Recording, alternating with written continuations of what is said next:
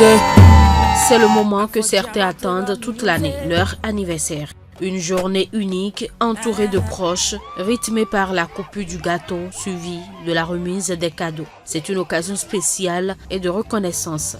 Certains s'y investissent pleinement. Oui, j'ai fait une fête, j'ai organisé une grande fête d'ailleurs. J'ai pris un hôtel où j'ai fait venir mes amis. On est resté là, on a dansé, on a mangé, on s'est amusé, on a coupé un gâteau, tout ça. Je me suis senti très heureux le jour-là. Je suis en train d'aller vers les 33 ans.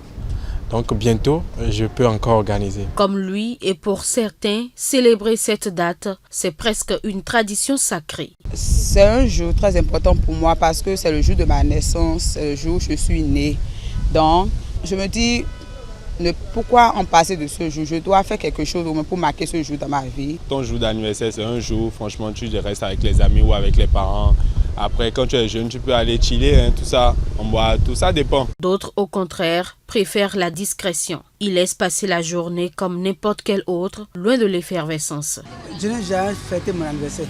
Je n'ai jamais fait ça dans ma vie.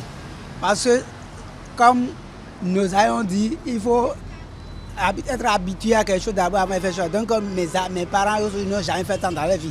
Donc, par conséquent, nous aussi, on n'est pas nés civilisés dedans.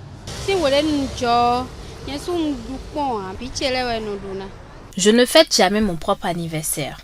J'en fais pour mes enfants, oui, mais pas pour moi. Je préfère rester discrète. Honnêtement, ça me met mal à l'aise. Être au centre d'une foule, j'aime pas du tout. Et puis, faire une fête, c'est dire son âge à tout le monde. Et ça, je veux éviter. Selon le sociologue, la manière de marquer son jour de naissance dépend des convictions personnelles, des habitudes. Moi, j'oublie de mon jour d'anniversaire et j'oublie pour mon épouse.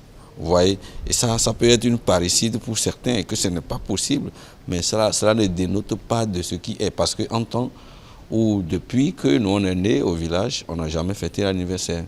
Et le comportement que celui qui a grandi dans cet espace aura vis-à-vis de l'anniversaire ou bien de la célébration d'anniversaire ne serait pas le même que quelqu'un qui est né dans l'anniversaire. Quand je prends mes enfants, ils ont un autre comportement qui est complètement à l'antipode de moi, mon comportement vis-à-vis de cette fête. Donc du coup, l'environnement façonne chacun par rapport à ce qui est ou bien à ce qui prend corps. Parfois aussi de la culture ou d'une certaine méfiance vis-à-vis de l'exposition sociale. Certains vont jusqu'à dire que vos enfants ne doivent pas connaître le jour de votre naissance. Parce que peut-être que ça peut coïncider avec son jour de naissance et on doit cacher ça, ce qui n'est pas vrai. Et il y a également certains, au regard de leur protection, évitent de faire un certain nombre de choses parce que c'est dans ça que tout malheur peut advenir. Et si les anniversaires semblent aujourd'hui plus visibles qu'autrefois, les réseaux sociaux y sont pour beaucoup. Pour avoir vu quelqu'un ou bien une condisciple, une sœur, on lui a fait ça, elle dit ah voilà il faut me faire ça aussi, il faut aller au-delà parce que et ça fait que à un certain moment on fait du suivisme sans pour autant être un élément, un acteur réel. Parce qu'on fait du suivisme. Ça fait que bon on se détruit, ça fait que ça détruit un certain nombre de relations, de rapports sociaux. Parce que si tu ne me fais pas ça, c'est comme si tu ne m'aimes pas, alors que cela n'a rien à voir. Célébrer ou non son anniversaire reste un choix personnel. Néanmoins, pour ceux qui le marquent, pas besoin d'entrer en comparaison avec les fêtes spectaculaires mises en scène sur les réseaux sociaux.